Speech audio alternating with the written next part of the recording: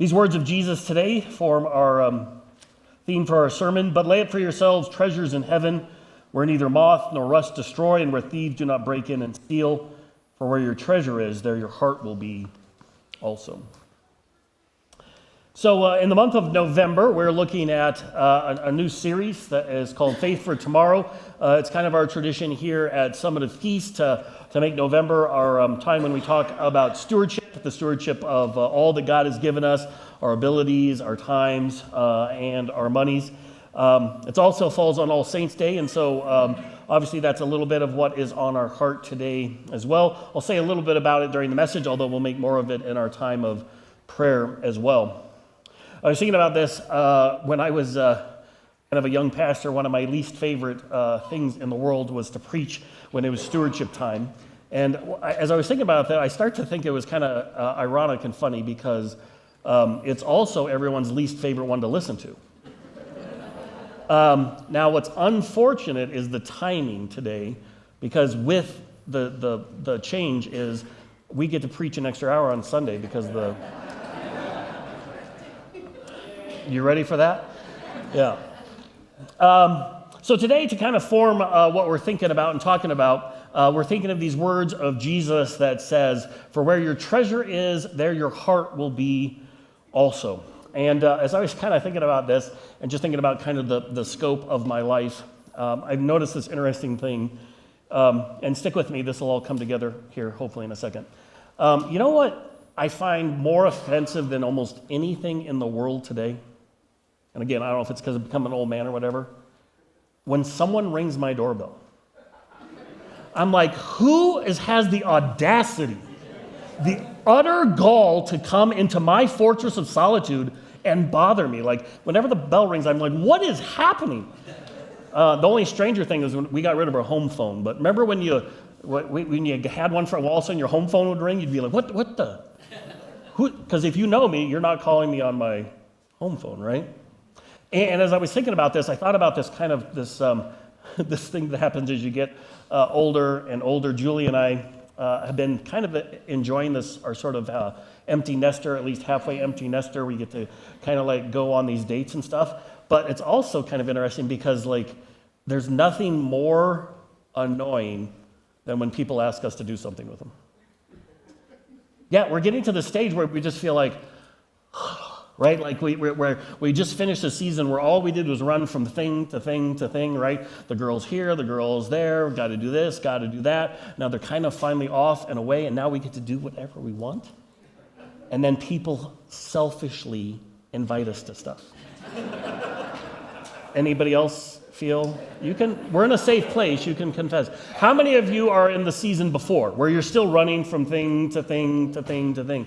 Yeah, and this is a group of people that I have a lot of empathy for as well, because the truth of the matter is, as we kind of wrestle with all this stuff, as we think about it, it ties into our values and our mission and our vision that we've just revealed over the last 7 weeks. And then, so if you missed any of that, you can go back and look on our YouTube page and kind of watch those. But one of the things that are kind of coming together here is us looking at this season of life that the church is in, the calling that God has given us, but also the season that the people we're trying to serve is in. And I came across this quote that really got to me, and I thought was quite impactful. John Ortberg, in his book, The Life You've Always Wanted, said this: "The great danger is that we will not renounce our faith, but that we'll settle for a mediocre version of it. We'll just drift along in the dull habits of a busy life, pulled in all directions by our many commitments, and forget the one who gives life purpose." And I don't know about you, but that really resonates with me. I was thinking about this in terms of, you may have heard, well, actually, how many of you like detective novels or shows? Detective, yeah, like detective novels and stuff. So let's say you were investigating, you're a detective and you're in your show, your favorite detective or book, and you come across, you're at the crime scene, someone's been murdered, and you're going to start your investigation. What will you begin with? Gloves. What did Columbo always look at first?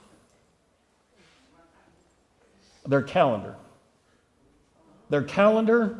and their checkbook. And it got me thinking about, there was a saying that Luther used to say, which was, if you want to know what's important to someone, you check their purse strings. And then later on that led to, if you want to know what's important to someone, you check their ledger and their checkbook, but nobody even has checkbooks anymore. So now maybe the thing would be, we would say, if you want to know what's important to someone, you check their banking app and their calendar app.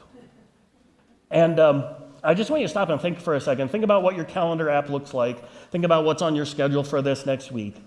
And ask yourself, when you were like 18, 19, 20, you're kind of entering into adulthood, and you said, I dream of a future, and did that future include all the things that are on your calendar next week? Anybody?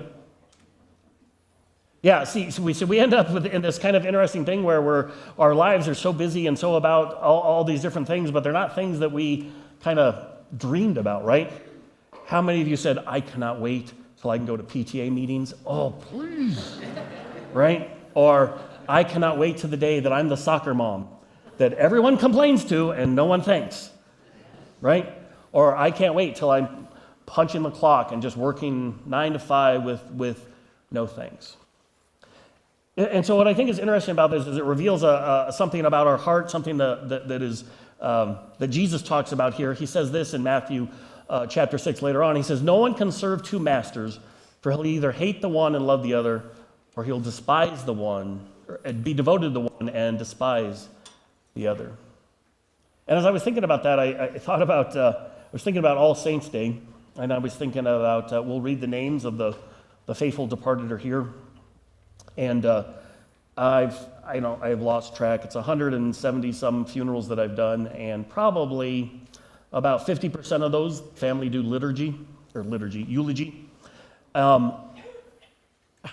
Ask me what percentage of those people came up and stood here or someplace else and gave a eulogy about how much money mom or dad made. Anybody guess? 0. Ask me how many times they talk about the time they spent with them going to whatever it was, these practices, helping them with this homework, with this project. 100%. Yeah, and so it got me to kind of thinking that one of the challenges we have in this world, because God is so generous with us, is to understand and think about this in kind of healthy ways. Now again, because this is everyone's least favorite kind of topic, this is where I've been saving this meme for years. Well, it speaks for itself. Karen, the sermon was a little weak. Pastor, so is your tithing.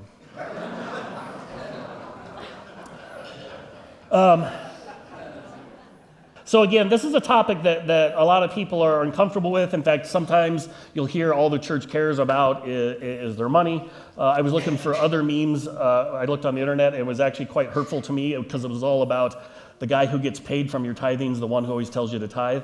That struck home. I got to be honest.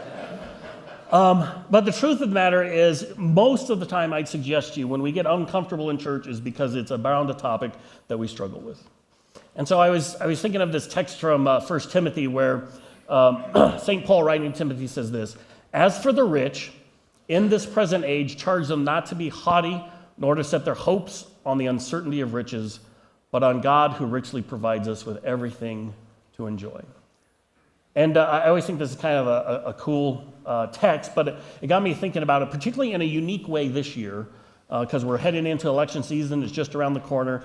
And one of my favorite things is it doesn't matter what party you're in. You always run on this. You always hear some theme about, well, the rich should be taxed and the others shouldn't. And when you hear that phrase, when you hear the phrase rich people, how many of you say, that's me, I'm a rich person? Yeah, I think almost universally, all of us, when we hear, hey, who's rich, you think, well, that's not me. We compare rich people to, like, the people we know. There's usually a large percentage of us who know someone who has more than us, right? And so we're not rich, right? So it begs the question, what does rich mean? And our dictionary says this, having a great deal of money or assets, wealthy. Well, that's pretty healthy, right? So I want you to think about this. When God thinks about, so if we think about what rich means in our context, who we know and associate with, what do you think God means when he says rich?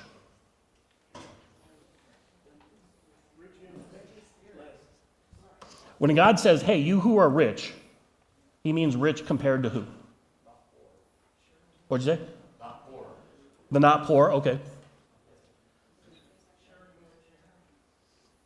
Right, but what I mean is, so when I say to you, hey, are you rich? You say no because you think of people who are wealthier than you. When God says rich, who's he thinking of? Okay. Well, I'm going to suggest to you that God's baseline for rich is everyone. How's that for a baseline? That it's everyone. It's not just people you know. Are you richer? Are there people who are richer than you or not? I think God's baseline for rich is the whole world. Does that sound about right? And so if that's true, let's think about this. Do you know the world median household income is $2,920 per year? The U.S. median household income is $80,610 per year. Do you see where I'm going with this? Are you getting uncomfortable? The Colorado median household income is $89,302 per year. The Thornton median household income is $95,064 per year. So what does this mean? It means we are all rich. So if you hear Timothy say, or Paul say to Timothy, tell the rich to do this, bad news for you. He means you. He means me. He doesn't mean other people. He means us. And so what I think is helpful for us to recognize and think about is what David says in 1 Chronicles. This is actually from when David is dedicating the temple of the Lord, and he gives this really kind of cool speech in which he thanks God for all these things, and he says this. He said, "Blessed are you, O Lord, the God of Israel, our Father, forever and ever. Yours, O Lord, is the greatness and the power and the glory and the victory and the majesty. For all that is in the heavens and in the earth is yours." And that's really the basis of Christian stewardship, understanding what God has given us, is that all of the things that he's given us are his. And so it's supposed to change us from a mindset of ownership to a mindset of stewardship, right? That we're supposed to care for these things. I found this quote to be kind of revealing. He says, "We have become so accustomed to living in a world of all things that we regard the pursuit of all things as real living." And as I was thinking about that, one of the things I want to kind of emphasize, and I was kind of trying to make that point with the children, is we can kind of fall off the road either way here. We can also kind of act like, like all possessions are terrible and that God wants us to be a monk in a monastery and give up everything. No, that's not what it is. But what it is that we have to be so careful, and I speak for myself in this world, right? That we have to be so careful to not think about the things that he's given us that we forget about the giver of those things. Because the truth is, we all of us pursue things in this world because they think will make me happy. I don't know if you know this, there's people out there who think if they get a boat, they'll be happy. I mean, isn't that stupid? I mean, come on. I mean, all I know is from all boat owners, they say the best day they got it is the day they get it, and the second best day is the day they get rid of it. See, so a boat can't make you happy, right? I'd like to try, but I mean, I don't know if a boat can make you happy. But in all honesty, so we don't want to get caught in this idea that the things are bad, that what we should feel guilty about God has given us. But we do want to move to a place where we think about how we do it. And so Jesus comes along and he says he says, "But lay up for yourselves treasures in heaven, where neither moth nor rust destroy, and where thieves do not break in and steal." And so we think about this idea and concept of treasure in heaven. And what Jesus is really talking about here, in the book of Matthew, he always talks about the kingdom of heaven. And so when he moves to the treasure of heaven, what he's talking about is the things that are about the kingdom of God or the kingdom of heaven. And so what he means is that he's investing in things that will last, things that are eternal, right? And things that are eternal cannot be physical things. I'm probably going to say this every single week of this series, but I must commend all of you because you are all the most generous people I know. Do you know how I know that? Because eventually you will give away every single thing you own. Did you know that? One day you will give away every single thing that you own. And so what Jesus tries to do is kind of change our heart and to recognize and say, look, one of the reasons that we that we kind of try to like gather all that we can to try to protect ourselves, right? We always want to feel safe. We always want to feel like we have enough. Did you know when you ask the average American how much they need to feel like they have enough and to be comfortable so they feel safe, the answer is always more than they have, and it doesn't matter how much they have. That means a billionaire says they need $1 billion in a whatever. It means someone who has $5,000 says 10,000. And what I think that reveals is that enough can never be enough. That's why Jesus comes along and wants us to recognize that he is enough. That he is the provider of all things. In fact, it is what he has done by his death, by his resurrection, that means that it changes our perspective. We don't have to be afraid of, is there enough for tomorrow? What does that mean? It's why David could continue in Chronicles, and he would say, for all things come from you, and of your own we have given you. This is kind of the ultimate understanding of what it means, that everything we give to God, we're just giving back to him, right? If you ever raised kids when they were kind of in this age before maybe they had chores or maybe you gave them an allowance, but before they could have a job, do you ever remember like the first time they actually went out and bought you a gift and brought it to you, right? Like maybe it was a really ugly Father's Day tie or something like that, but they come in and they're just beaming, right? That they brought you this gift. And if you're an awesome, loving parent, you think that's so cool. If you're me, you think, that's what you did with my money that I gave you? Right? But I'm trusting you're better than I am. But my point is simply this. This is how God looks at it, right? When we give back to him, he's not like, oh, thank you so much, because he's the one who gave it to us. Instead, he looks at it as how do we use it in this world to be about the kingdom of heaven. I love this quote from C.S. Lewis. He said, if you read history, you'll find that the Christians who did most for the present world were precisely those who thought most of the next. It is since Christians have largely ceased to think of the other world that they've become so ineffective in this. And what does he mean? What he means is everything God has given us, he's given to us so that we provide. We have a vocation. I have a vocation as a father to provide for my children, things like that.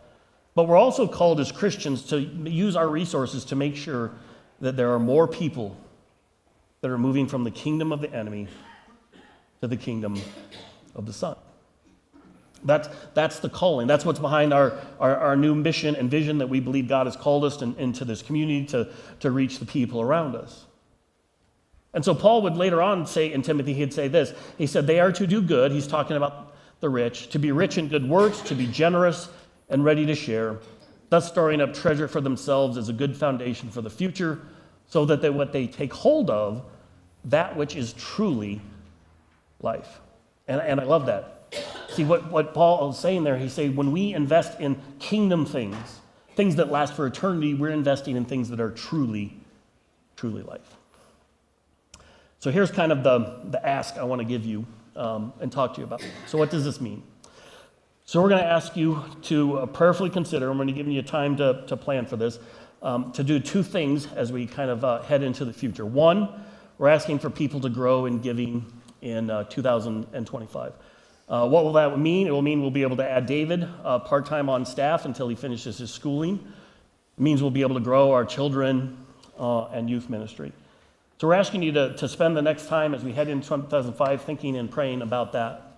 The other thing we're asking you to do is to give a gift to launch our 5-year vision. This would be a one-time gift. It might be maybe you pray about it with in your household. Maybe it's the largest one-time gift you've given. Because we believe that for us to effectively do the vision that Jesus has given us, it's going to take some resources. Things to like update sound in the worship center, update our fellowship hall and our children and youth spaces. I don't know if we'll actually do this, but I keep thinking if we're going to reach Molly and her kids, and we're going to have all these events where she's here with our children, maybe we need a playground. I don't know if that'll actually be it, but what we're asking you to do is to pray and to plan. So not asking for you to do anything today, but to think, to pray, and plan about it. You're giving in 2025. If you're already tithing, can you grow in your tithing? If you're not, can you begin? No matter how much. And when I say no matter how much, I don't mean the dollar amount, I mean the percentage. Because what God, and we'll talk about this over the next few weeks, what God wants us to do is give a percentage of what it is that we have, and to do it ahead of time. And then finally, can you gift to launch the 5-year vision? Considering making a large one-time gift in December, and I'm really excited to tell you about this next part. I think this is kind of a God thing. As you pray and think about giving that gift in December, we have a group of donors who have agreed that they will match it up to $75,000. So that means if the rest of us as a group contribute $75,000, that becomes $150,000. So pray about that in your homes. Talk about it as a family and households, and see where God might be leading you to give in this season. When we think and talk about this, we ultimately are dealing with something that makes us uncomfortable. And as I said at the beginning, what that means is it's because it's a place of challenge for us. And Julie and I include ourselves in that as well. But what we also know is that God is faithful, right? He blesses our efforts. And this is not, my dad used to joke that being a Lutheran pastor was the most difficult to do a stewardship sermon, because all the other church bodies, especially like Catholic and others, can say, if you don't give, you're not going to heaven. As Lutherans, I can't say that, unfortunately. The good news is, if you give $0, you're going to heaven. The question is, do you want anybody else to go to heaven? Paul ended this way. He said, pursue righteousness, godliness, faith, love, steadfastness, and gentleness. I firmly believe that the work that God has begun in us through his Son, Jesus Christ, he continues to do. And that leads us to be people of love and joy and peace, but it also leads us to be people of generosity. So I'm going to end asking you to kind of wrestle with this question.